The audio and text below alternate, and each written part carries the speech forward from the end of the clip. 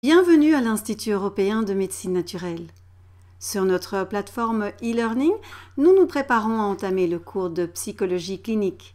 Ce cours sera donné en 4 modules par Monsieur Pierre Debroux, psychologue clinicien. Bien. Voilà, donc bonjour à toutes et à Louis, parce qu'il y a un homme dans la bande, il y en a qu'un, je crois, ici. Ouais. Voilà, donc on va donc débuter cette première série donc, de 4 journées sur la psychologie clinique. Psychologie clinique, donc c'est une des dimensions des nombreuses variantes. Ça fait comme dans toutes les professions, les choses se diversifient fortement maintenant. Voilà. Alors, je vais vous présenter donc un petit peu quel est l'ensemble des thématiques que nous allons développer ensemble. Je vais donc démarrer par les grandes lignes, un petit peu les grands noms de la psychologie, les différentes psychothérapies, donc on va passer ça en revue. Vous recevez actuellement donc un document qui reprend en détail tout ce que nous allons voir de manière synthétique aujourd'hui. Alors, à peu près une soixantaine de slides aujourd'hui. S'il y a des choses que vous ne comprenez pas, que vous avez oubliées, vous aurez l'occasion de reprendre les notes détaillées, donc toutes ces pages qui détaillées. Moi, je reprends simplement de manière très synthétique. La synthèse est faite et le slide, le PowerPoint est en fait une synthèse de ce que vous allez recevoir aujourd'hui. Voilà. Il y a des concepts qu'on connaît un petit peu par culture générale, de connaissance un petit peu d'avoir lu.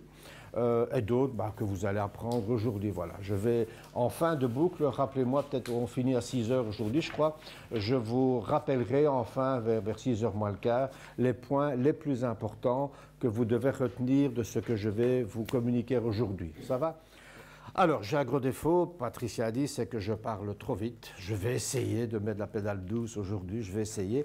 Et ne me prenez pas pour un mariole, mais c'est quand même comme ça. Je vais mettre un petit appareil que je vais tester aujourd'hui et qui est un petit appareil qui se met comme ceci, voilà, tout simplement. Ça fait un peu orateur. Non, je ne transmets pas l'information ici en public parce qu'il y en a d'autres. Alors, ça sert à quoi? Je parle dans le micro et j'envoie le son par 2 capteurs qu'il y a ici qui m'envoient le son par la voie osseuse. Est-ce que certains ont déjà entendu parler de la méthode Tomatis? On travaille à la fois soit dans l'oreille moyenne, marteau enclume étrier, vous allez peut-être voir ça en physiologie avec Thierry Schmitt. Alors ici, on envoie, en fait, le son est envoyé dans l'oreille interne. L'oreille interne, donc vestibule cochlée. Ça permet d'être moins fatigué en fin de journée et de ne pas terminer la journée à 4 pattes. Voilà. Voilà, tout simplement. Donc je vais l'allumer, vous n'entendrez rien du tout, simplement c'est moi en fait qui vais calmer le son de ma voix, qui vais parler moins fort, parce que au lieu de vous embêter, c'est moi qui vais être embêté si je parle trop fort. Voilà, simplement une espèce de boucle fermée. Bien. Alors, nous allons donc commencer maintenant. Donc ce cours de psychologie clinique, ce que je vais essayer de vous transmettre, ce sont des éléments qui vont pouvoir vous servir dans votre travail futur. Votre travail futur, c'est votre dernière année ici. Donc la psychologie, ça intervient à quel niveau? Un petit peu, il y aura un peu de culture générale évidemment, mais ça intervient dans la connaissance du public auquel vous allez devoir répondre à la demande. Voilà. On parlera bien sûr aujourd'hui surtout de la petite enfance, un petit peu tout ce qui se passe un peu comme enjeu dans la toute petite enfance. On parlera de l'enfance également. La fois prochaine, on abordera une autre dimension qui est un petit peu un énorme sujet, ce sont les adolescents. L'adolescence, une longue période comme ça, un peu toujours chaque période de la vie a ses avantages et ses difficultés. Nous parlerons également de la psychopathologie. Également, la psychopathologie, c'est important parce que vous allez avoir rencontré des personnes tout à fait normales, saines d'esprit, équilibrées, etc. Vous en rencontrez d'autres qui ont des méthodes de fonctionnement ou des traits de personnalité un peu particuliers qu'il est utile de pouvoir un peu décoder à la fois dans le verbal et à la fois dans le non-verbal. Voilà. Alors, on va commencer un petit peu rapidement, faire l'inventaire pour démarrer dans les choses. Donc aujourd'hui, l'introduction de la psychologie. Qu'est-ce que c'est que la psychologie? Rapidement, hein. On fera l'inventaire des principales psychothérapies. Il y en a toute une série. On présentera celles qui sont les plus courantes, en tout cas. On parlera du développement de la personnalité de l'enfant. La personnalité de l'enfant même avant la naissance, la conception, etc., jusqu'à probablement l'entrée dans l'adolescence. Et nous terminerons, s'il nous reste un petit peu de temps, par la relation psycho-éducative. Un enfant n'est pas que vraiment qu'un objet comme ça que l'on peut caractériser par toute une série de phénomènes psychologiques, mais l'éducation a une part très importante dans sa situation de développement à la fois social, familial, scolaire, éthique. Donc il y a toute une série de paramètres que nous évoquerons et qui sont utiles à un peu au moins avoir entendu une fois, comprendre et qui vont vous parler quand vous rencontrerez donc les personnes en consultation dans votre travail. Voilà. Qu'est-ce que la psychologie? D'abord, la première page, je vais vous présenter le plan bien sûr, nous ferons un très bref historique, les principales disciplines, je vous parlerai, c'est important de savoir également pour la psychologie d'où on vient, d'où ça vient cette... on appelle les sciences psychologiques, maintenant faculté des sciences psychologiques et pédagogiques. D'où ça vient? C'est pas vieux. La médecine est une pratique très ancienne, d'autres disciplines le sont tout autant. La psychologie est relativement jeune.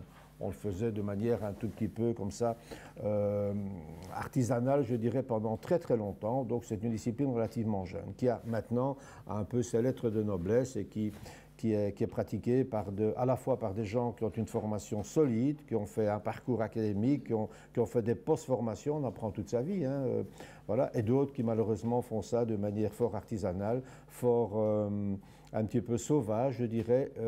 On n'en a plus pour longtemps, hein. Donc les psychothérapeutes un petit peu qui n'ont pas une formation solide, etc., vont devoir probablement arrêter leur pratique parce que une loi va passer. Une loi est passée en fait. Il faudra avoir une solide formation, prouver sa formation pour avoir pignon sur rue. Jusqu'à présent, vous avez n'importe qui peut s'installer psychothérapeute, hein. Il y a des psychothérapeutes qui sont ni psychiatres, qui sont ni psychologues cliniciens et qui sont d'excellents psychothérapeutes, hein.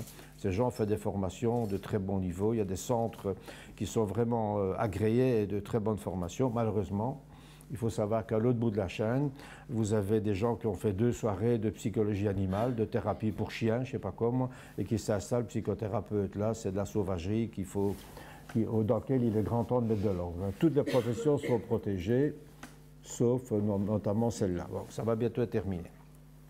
Voilà, donc on parlera de tout cela aujourd'hui. Expérimental, on va commencer par faire de l'expérimentation et puis on terminera un petit peu par des courants. On verra un petit peu les théories psychanalytiques très brièvement. Donc les théories freudiennes, il n'y a pas que lui, mais enfin il y en a d'autres aussi, pour passer un petit peu l'inventaire. On parlera également des grands noms. Il y a des grands personnages qu'il est utile d'un peu avoir à l'esprit, au moins d'avoir entendu parler d'eux.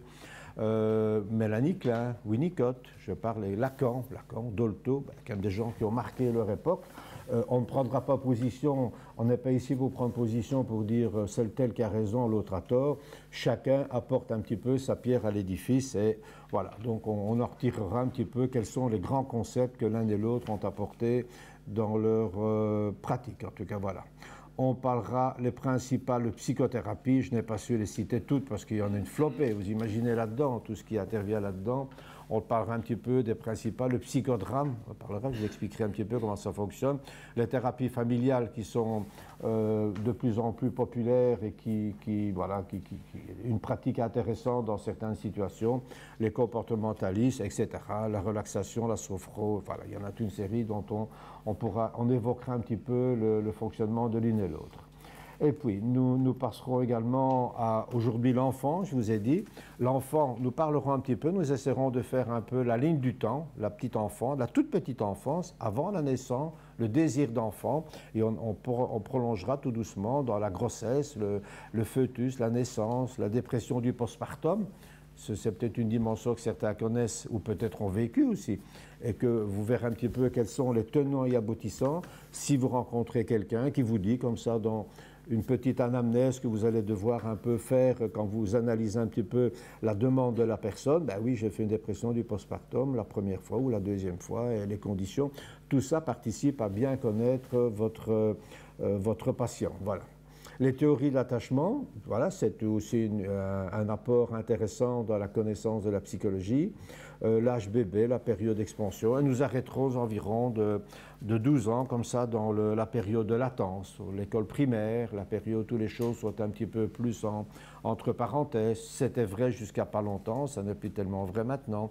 On voit vraiment que la période d'école primaire est une période où ça bouillonne pas mal, à différents niveaux. Les instituteurs, à une certaine époque, moi je suis un vieux dinosaure là-dedans, avaient encore plus ou moins la paix là-dedans. Maintenant, je vous assure que ça carbure. Hein. Maintenant, dans les écoles, j'ai une consultation chez moi qui reçoit pas mal de toutes sortes de trucs.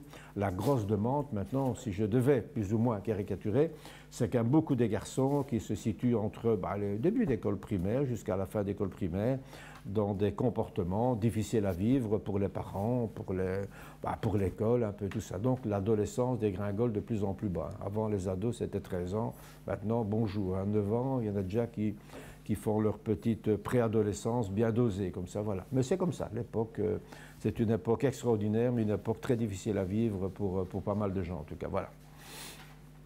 Alors, nous terminerons un petit peu en fin de boucle par quelque chose qui est un petit peu dans la vie sociale, la relation psycho-éducative, on parlera un peu de la famille, les différents modes de garde. Ben oui, les séparations parentales, c'est quelque chose qui était très peu prisé il y a je sais pas, un peu plus de bonne cinquantaine d'années, puis tout doucement maintenant, les choses se mettent en place. Donc, l'hébergement principal chez l'un, la garde alternée, etc., les bagarres, la justice s'est emparée de tout cela, et puis voilà, il y a des enfants qui sont comme ça, dès leur très jeune âge, comme ça, soumis à des problèmes d'adultes. Voilà. L'école, on parle un peu de l'école, si on a le temps. Ça, c'est un petit peu des choses qui sont un peu classiques. Les médias jouent un rôle très important maintenant dans le développement de l'individu. L'enfant est pratiquement né avec une tablette dans les pattes maintenant. Tablette, ah oui, tablette, ok, je veux bien. On est passé un petit peu de l'époque du jeu. Moi, je privilégie le jeu à outrance. Le jeu est fondamental dans le développement de l'enfant, mais il y a une époque, moi à l'époque, on casait les gosses devant la TV. Maintenant, ils sont quand même plus avec des manettes de jeu, des boutons, avec certaines vertus, mais avec beaucoup de difficultés également à assumer. Donc le numérique a beaucoup de qualités, mais avec des limites que l'on doit quand même tâcher de contrôler ou de conseiller ou de faire réfléchir. En tout cas, on n'est pas dire il ne faut pas le faire ou il faut le faire. On est quand même pour ramener à la réflexion là-dessus. Le dessin, très important également. Voilà. Ça, c'est un petit peu le plan général de ce que nous allons développer aujourd'hui.